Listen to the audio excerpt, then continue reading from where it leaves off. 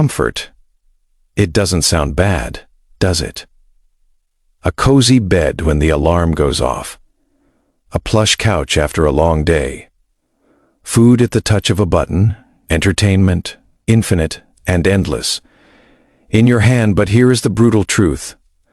Comfort is quietly killing you, not with fire and brimstone. Not with loud, crashy things, but with something far, far worse, a gentle, unseen rot.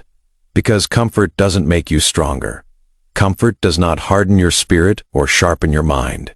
Comfort makes you weak. Comfort lulls you into believing that you are secure. Comfort reminds you that life is supposed to be smooth, and because of this, it robs you of the very strength that life is based upon. Stop for a second and ask yourself, when did you last push yourself on purpose? When did you last select pain? Not out of necessity, but because it made you stronger. When did you last get the edge of struggle and invite it in? Most cannot answer that. And that is the issue. In today's world, comfort is the norm. We pursue it as if it were salvation, but it is the very thing that traps us in mediocrity. The ancient Stoics, individuals such as Marcus Aurelius, Seneca, and Epictetus, knew this reality. Well, they perceived comfort for what it truly was, a quiet enemy, a pleasure, disguised enemy.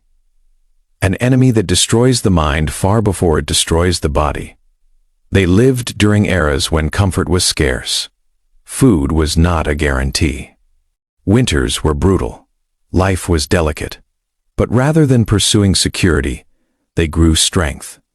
Rather than running from hurt, they welcomed it. Seneca once penned, "Set aside a certain number of days during which you shall be content with the scantiest fare." With coarse and rough clothing, saying to yourself, "Is this the condition that I feared?" Why?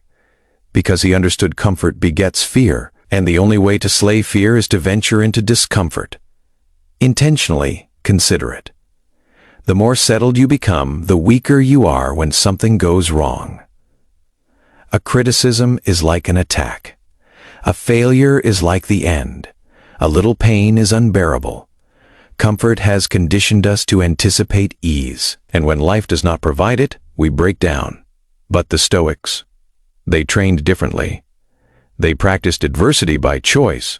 They slept on the floor when they had beds. They subsisted on plain meals when banquets were presented. They dressed in coarse garments when they had access to finer materials. Why? Because they understood what you need to understand today. Comfort is not your ally. Discomfort is your instructor. Now here is the bitter irony. You and I reside in a time of greater comfort than emperors of yore. Our homes are warm in the winter, cool in the summer. Our tables groan with food from every part of the world. We wear on our belts devices that provide us with more entertainment than Rome ever imagined. And depression, anxiety, and meaninglessness are at record levels. Why? Because humans weren't designed for perpetual comfort. We were designed to suffer, to fight, to overcome, to struggle. And when those struggles end, the human spirit starts to decay. Let me tell you a story. Suppose there is a lion born in the wild. From birth, it has to fight. It has to hunt prey, evade danger, survive hunger, weather storms. Its muscles grow stronger every day, its instincts honed. It becomes a king of the wild. Now consider another lion born in a zoo, fed every day, groomed for protection, groomed for comfort. Which lion do you think would live if both were released into the wild tomorrow? The answer is clear, and here is the hard truth. Contemporary comfort has made many of us zoo lions. We appear strong. We appear alive. But remove the amenities. Leave us bare to raw life, and we weaken. The Stoics would not be zoo lions. They wished to be wild lions, tempered in adversity, honed in discomfort, vibrant in the presence of suffering. And if you wish to live life of strength, you need to learn to do the same. Because comfort isn't merely killing you. It is eliminating the very potential of who you might become. But here is the good news. The Stoics discovered an escape. a way to utilize discomfort as fuel, a way to turn pain into power. And in the second half of this story, I'll reveal precisely what the Stoics did instead.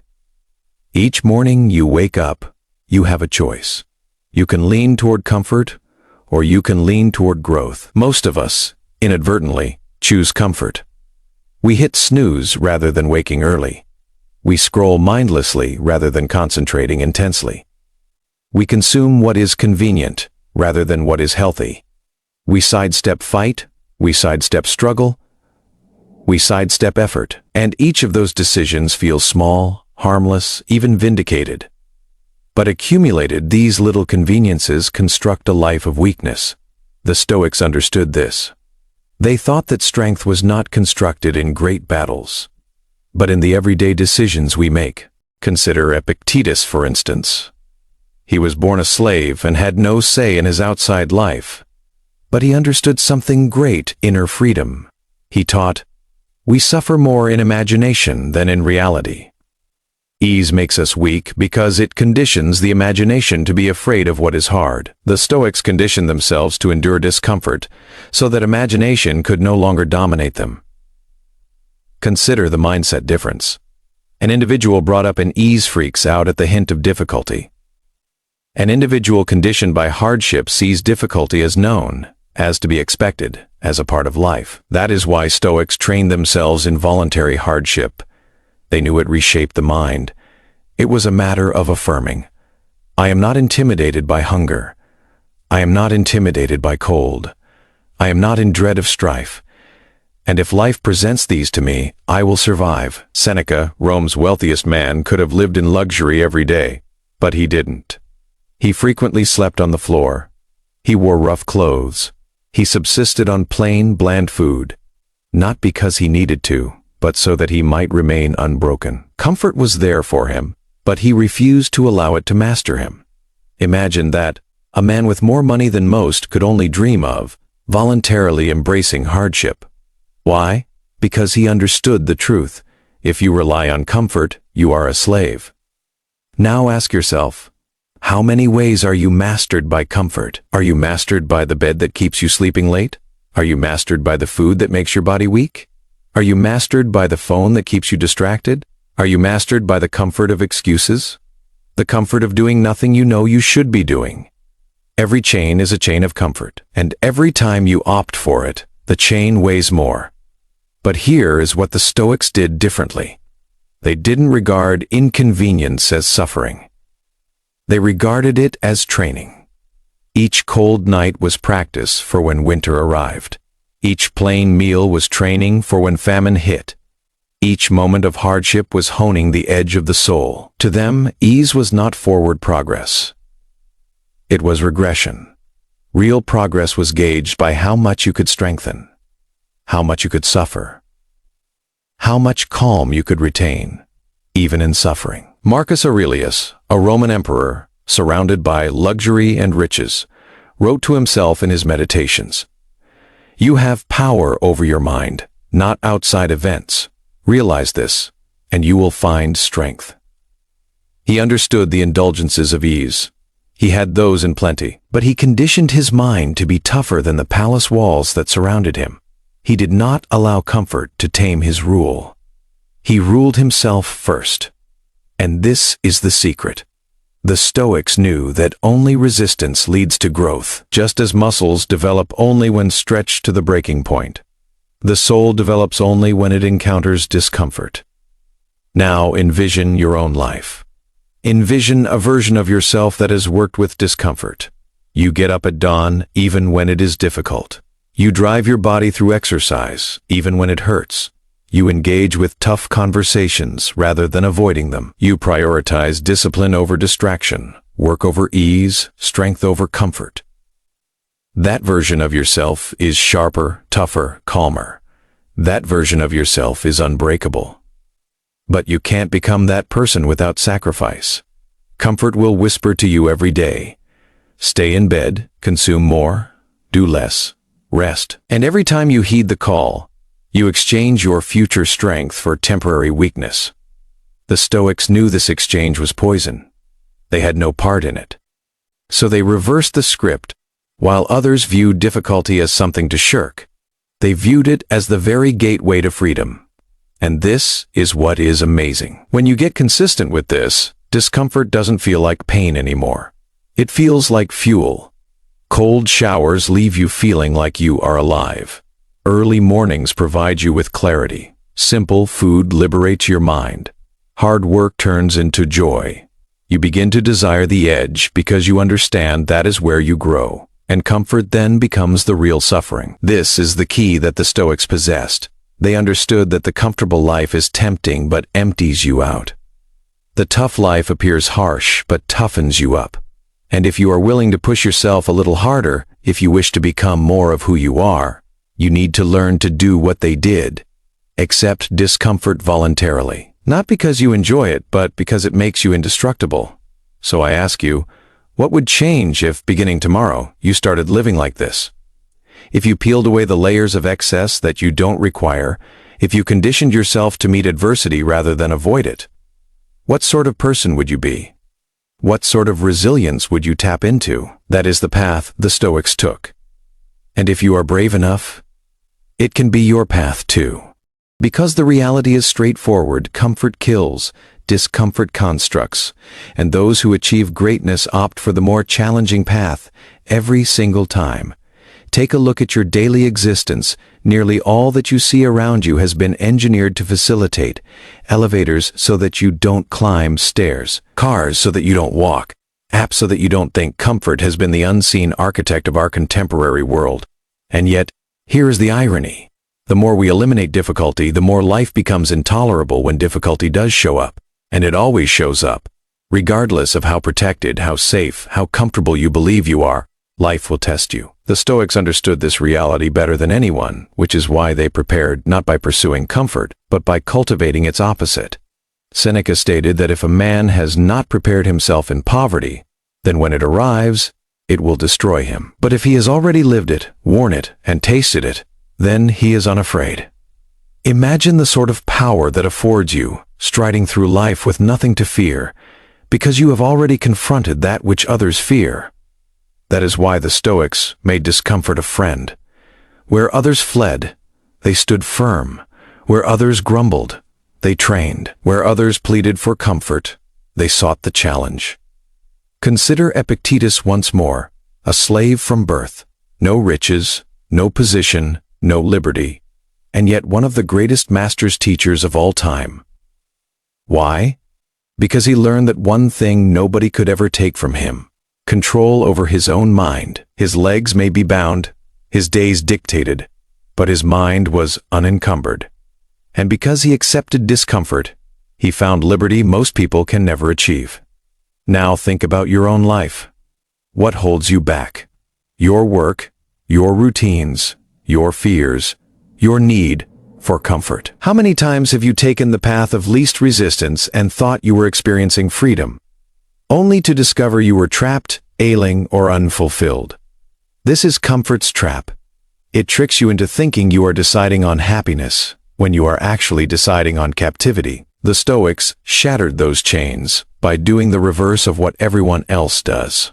They embraced the difficult path, and that path made them strong. Others couldn't fathom. Marcus Aurelius didn't have the privilege of frailty. He was the emperor of Rome, commanding armies, making choices that decided the destiny of millions. But in his own private diary, he repeatedly told himself to be firm, to stand against luxury, to endure hardship. He penned, "Do not indulge in comfort. You were born to do something more." Consider that. The greatest man on earth, living in finery beyond the most vivid imagination, reminding himself every morning not to succumb to ease. If he had to protect himself from comfort, what about you and me? There is this harsh reality in the Stoic lifestyle.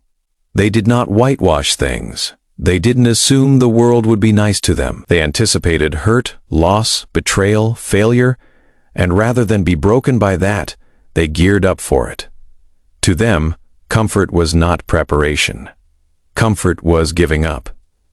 Preparation was in the act of choosing discomfort intentionally, so that when life served it up to them without warning, They were ready. Now here is an experiment. Suppose you lose everything tomorrow. Your money, your belongings, your comfort, even your house. What would you do? Most humans would break in despair, but a Stoic would say, I knew this could happen. I prepared myself for this, and though it hurts, it will not break me. That is the difference. That is why comfort kills and discomfort preserves. Comfort makes you weak. Discomfort makes you strong. But the world today teaches you otherwise. It says stay away from struggle at any cost. Purchase the easy way out. Opt for the shortcut. Forgo the pain. And when you do, life may appear easier for a while, but gradually, without knowing it, your spirit loses its toughness. Until one day, something cracks it. A job loss. A relationship loss. An illness. A failure. And then you find that comfort hasn't equipped you. It has cheated you.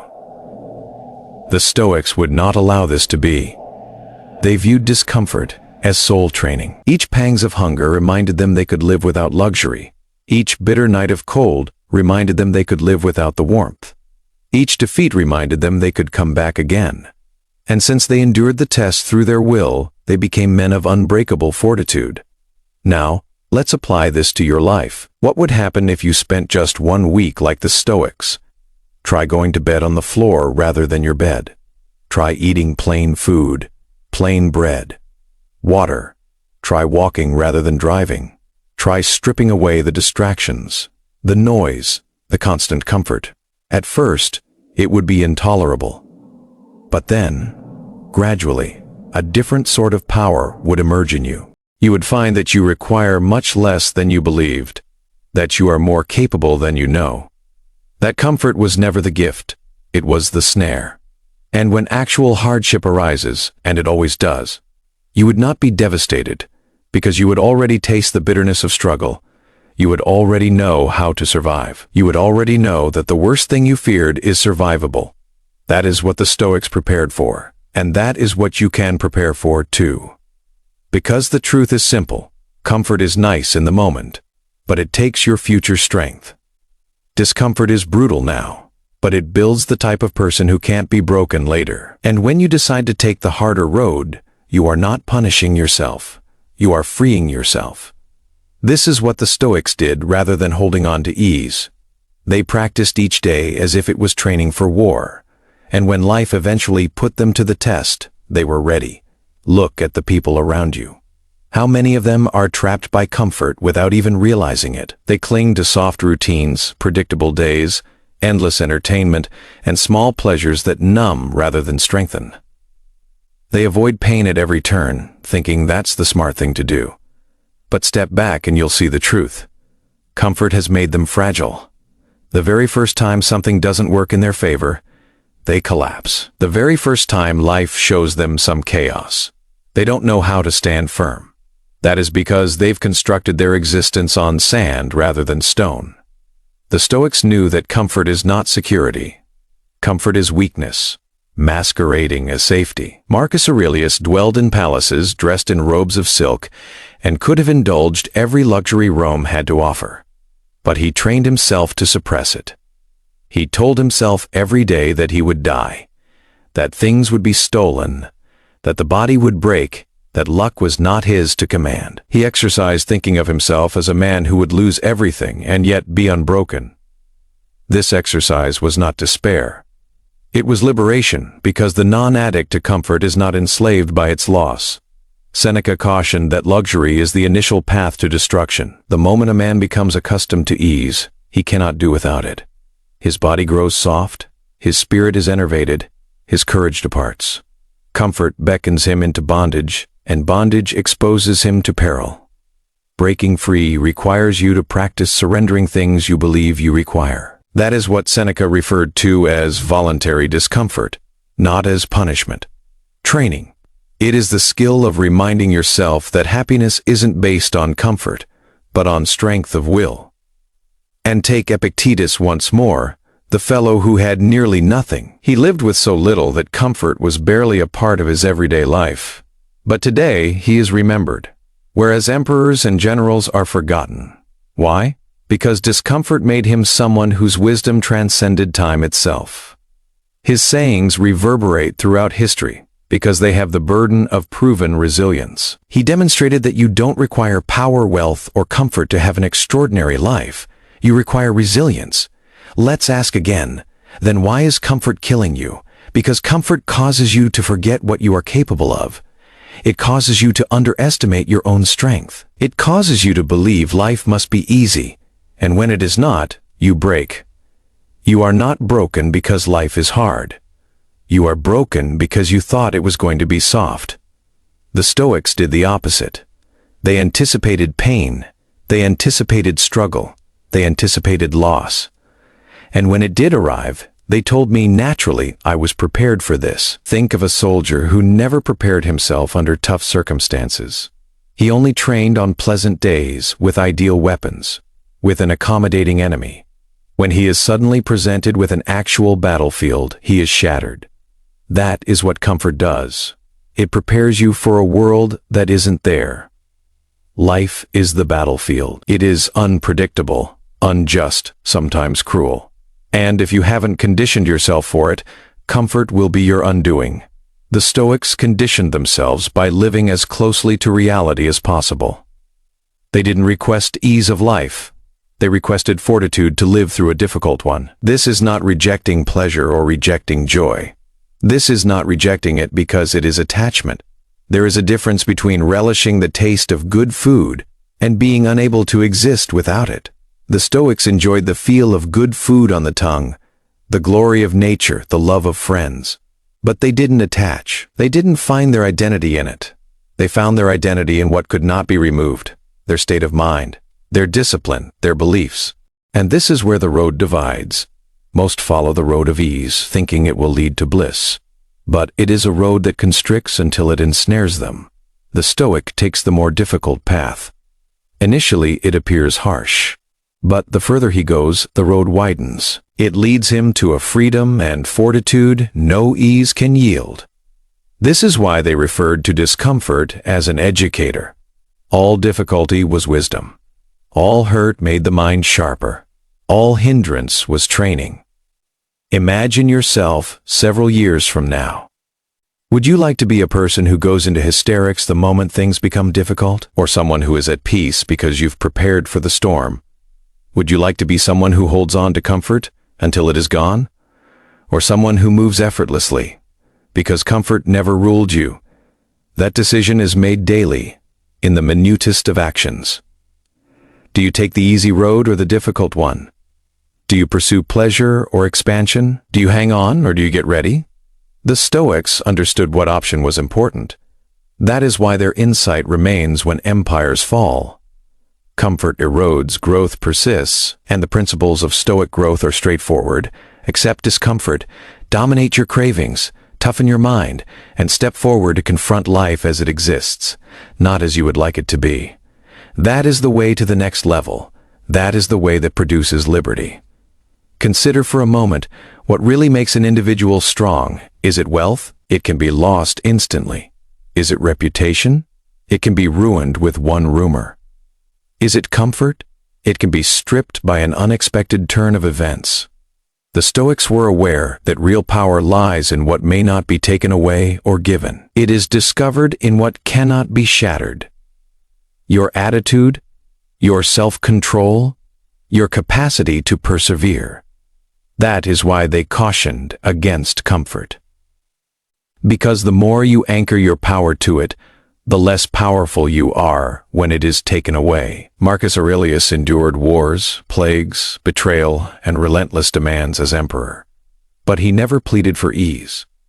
He reminded himself every day that the world wouldn't change for him. Therefore, he had to change for the world.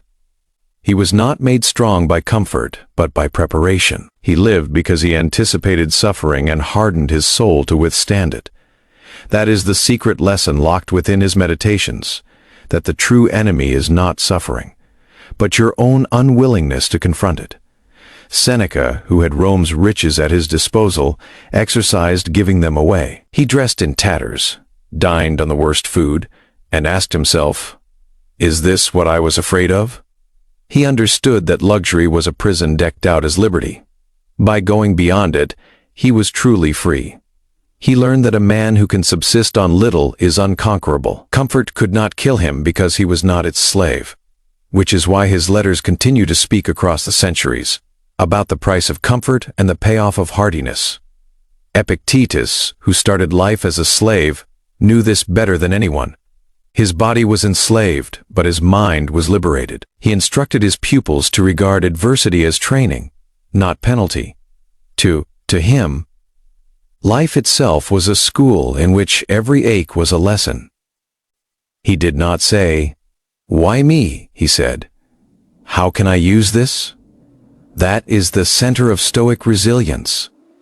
Not in avoiding pain, but in converting it into fuel. So let's turn back to you. Where in your life have you allowed comfort to destroy you? Is it the habits you don't like breaking because change is difficult? Is it the discipline you don't like doing because it is uncomfortable? Is it the dreams you put off because pursuing them involves pain? Every time you prioritize comfort over growth, you become weaker. Every time you flee from struggle, you create a habit of weakness. But every time you move into discomfort, even in small steps, you become someone unshakable. This is not a life of suffering. It is a life of choice. It is choosing growth over comfort. It is waking up at dawn when you'd rather sleep in. It is running when your body does not want to run. It is reading rather than scrolling, concentrating rather than drifting, facing rather than fleeing. Every decision constructs a version of you, the vulnerable one or the strong one, and the Stoics would query, which one are you nourishing? Because life will not wait for permission. It will hit when you are least prepared.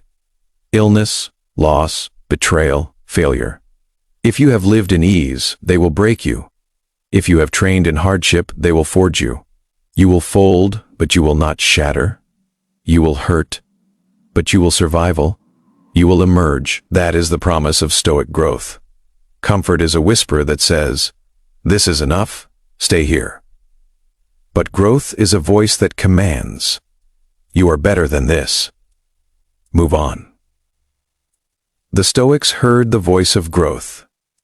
They took the difficult path, not because they loved suffering, but because they wanted freedom. They understood that the only life one could live was one where one is ready for anything.